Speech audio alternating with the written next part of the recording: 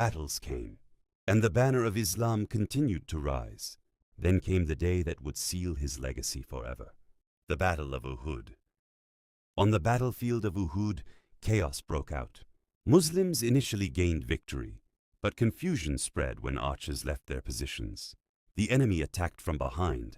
Rumors spread that the Prophet had been killed. In that moment, panic spread across the battlefield. And among those standing firm was Mus'ab ibn Umayr Radhiyallahu Anhu. He held the banner of Islam, and he looked so similar to the Prophet that enemies thought he was the messenger himself. So they targeted him. Mus'ab understood what would happen, but he did not step back. He stepped forward. Holding the banner high, he stood between Islam and its enemies, and the attack began. His right hand was struck. He did not drop the banner. He held it with his left. Then his left hand was struck. Still, he did not let it fall. He pressed it against his chest, because in his heart was one thought only. If the banner falls, Islam is weakened.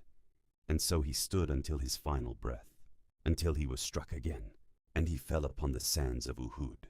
Martyr, carrying the banner of Islam until the very end. When the Prophet came to him after the battle, he stood in silence. Mus'ab had no shroud that could cover him properly. If his head was covered, his feet were exposed. If his feet were covered, his head was exposed. The Prophet instructed, "Cover his head with his cloak and place some grass over his feet."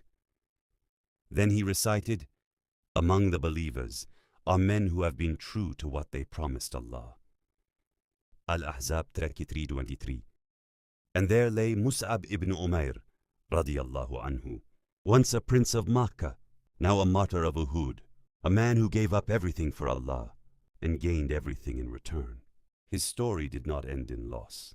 It ended in honor, and his legacy continues to remind every heart that what you leave for Allah is never lost. It is only returned in a better form